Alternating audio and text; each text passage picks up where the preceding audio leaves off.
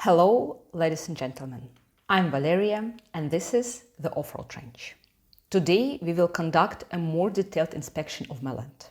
Yes, this forest and these trees are my range. In winter and in spring, during the paperwork, the site seemed more empty. Now there are huge trees, and I cannot even reach everywhere. Now I'm here. This is the most open place on my land. And this will be the base point for the first time, since it is most convenient to ennoble it. Mow the grass, lay down the grass, and set up a camp here for further work. You can see videos how I was choosing my land and my criteria for choosing a piece of land for yourself in the previous videos.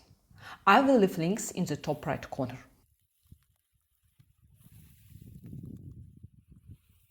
We will see exactly what the range looks like now.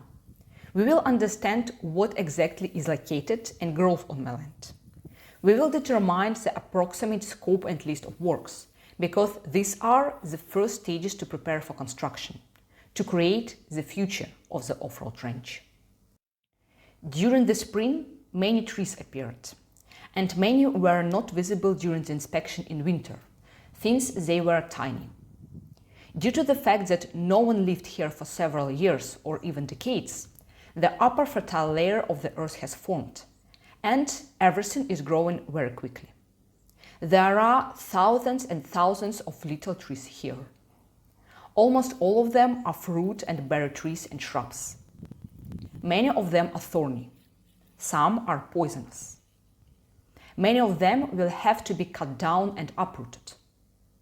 Now it is even impossible to reach the center of the site and see and evaluate large mature trees. And this is an incredibly huge work, and hundreds of hours of work are required just to start ennobling. If you look from this angle, you can see huge fir trees in the distance, which were once planted by someone on purpose. Some of them are now on the territory of my site, and we will take a close look at them later. The grass here can reach the waist, and in some places the grass can even reach the chest. I will have to mow all of it, because I just need to walk comfortably and not raise my knees to my chest every time. Ticks, mosquitoes, waterflies, and many other insects that can be dangerous also live in tall grass. If there is no grass, then the number of insects is reduced hundreds of times. Also, mowing is necessary to understand the terrain of the site. Firstly, you can get injured if there are pits or hills somewhere.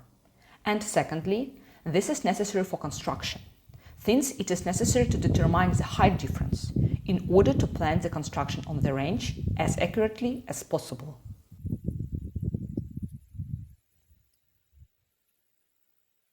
At the same time, this is an amazingly beautiful place with many flowers, greenery, with a variety of flora and fauna. Some plants can be dried to make herbal tea, but I don't think I will have time for that this year.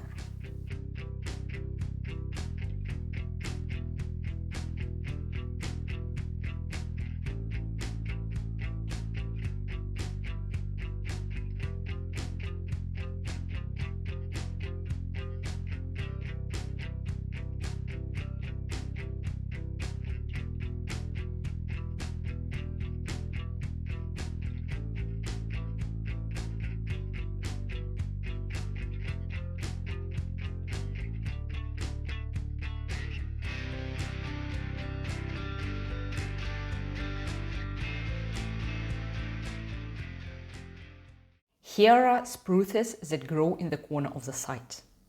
They are amazingly beautiful. Of course, I will keep these valuable trees, as well as the small oaks that I found on the range.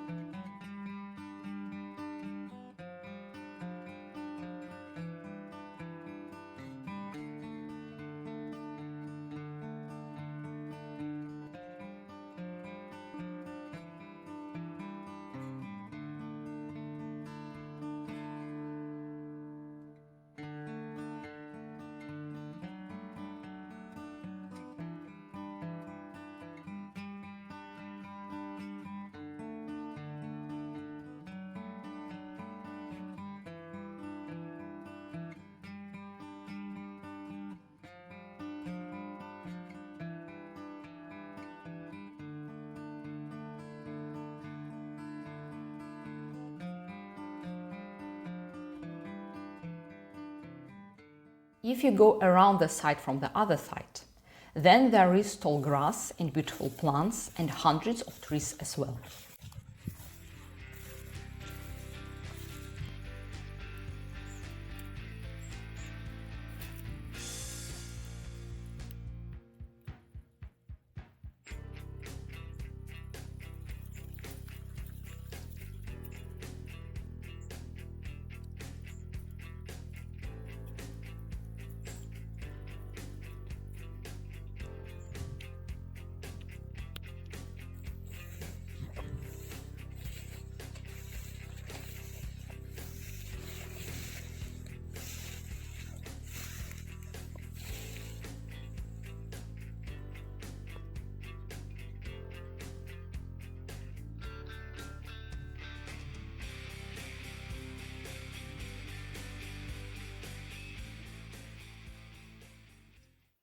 We will go a little further and find a place where we can climb into the forest to see it from the inside.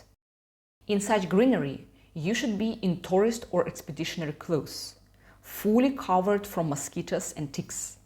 Since there are thousands of them, they are wild and very hungry, and they bite through and through ordinary everyday clothes.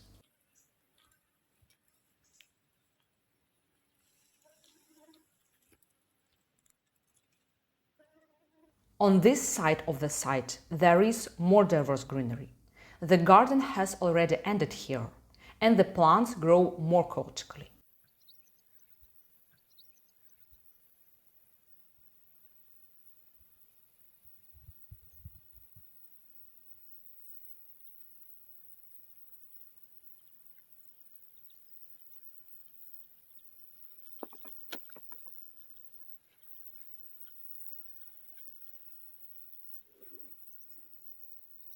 In some places you can see pillars from the old fence.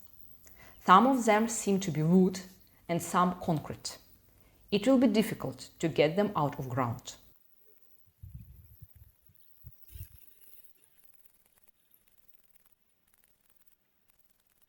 On the ground, perhaps, there is an old well covered with boards, but it is dangerous to approach there now.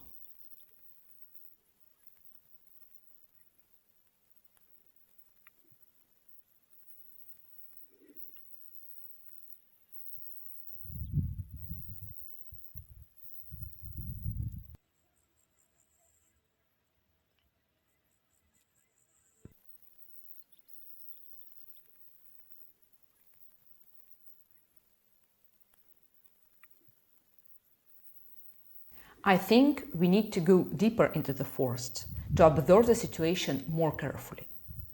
Almost everything has to be cut down, but it is necessary to select some trees and plants that will remain here and that will give a quality garden in the future. Currently, it is not possible to mark the boundaries of the site, but it should be done in the nearest future.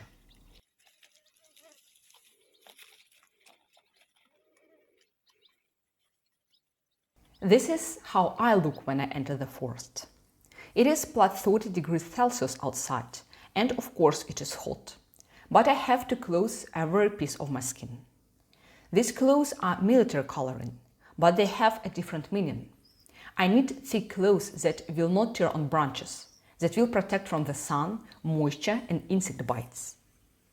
By the way, don't you find that it is very beautiful and very calm here? The sun penetrates incredibly beautifully through the greenery and falls on the leaves on the trees.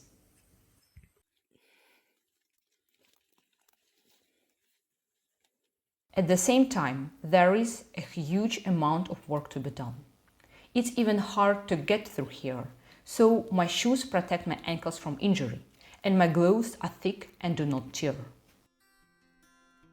I understand that from the first time, at the first examination, you could get confused about what is situated where. But I have the same situation. There is a huge amount of work to be done. It is necessary to mow the grass. There are about 1,000 square meters for mowing on the site itself, but also it is necessary to mow access roads and mow around the border, so there will be about 3,000 square meters. To start, a hand scythe or a machete is enough here, but for full-fledged work, I need a powerful lawn mower that can cope with thickets and be able to work without interruption for 8 hours and not overheat or fail. It is necessary to identify dangerous places and then secure or eliminate them. For example, a well, pits, an old foundation, and everything I haven't discovered yet. It is necessary to determine the cutting area and cut down everything I need. It's about 1,500 square meters. For small trees, an axe and a saw will do, but for large trees, a professional chainsaw is needed. After cutting down, it is necessary to mark the boundaries of the site, since now they are not visible, and it is necessary to determine the height difference. Next, I will measure the distances for an accurate layout. And, of course, I will remove all the garbage, as it is in the forest, but I haven't shown it to you yet. This requires strong garbage bags and great care. Given all this, it is unlikely that I will be able to shoot absolutely everything that I do, since my task is to work on the site. No one will do it for me. I don't have the opportunity to shoot with 10 cameras, set the light, shoot hundreds of terabytes for hundreds of hours, and then watch and edit it. However, I'm sure that I will convey the amount of work that I will be doing, and you will see that this is not an easy job at all. If you want to help me to purchase equipment for shooting better material or some tools for more convenient work, I will be glad to receive your financial support through the Monero cryptocurrency or other ways that are convenient for you. When I create the minimum comfortable living conditions for myself, after some time, I will start planting trees. And I would like to remind you that for a long-term subscription on Patreon, I will plant a tree and name it after you. You can also transfer the same amount in cryptocurrency and thus support the contribution to the restoration of the planet. I will be glad to see your likes, comments and subscriptions. This will support me and my project greatly. And in return, you will see real difficulties of real life. And perhaps it will inspire you to make your life greater. It was Valeria, the Off-Road Ranch. Wish you all the best and see you soon.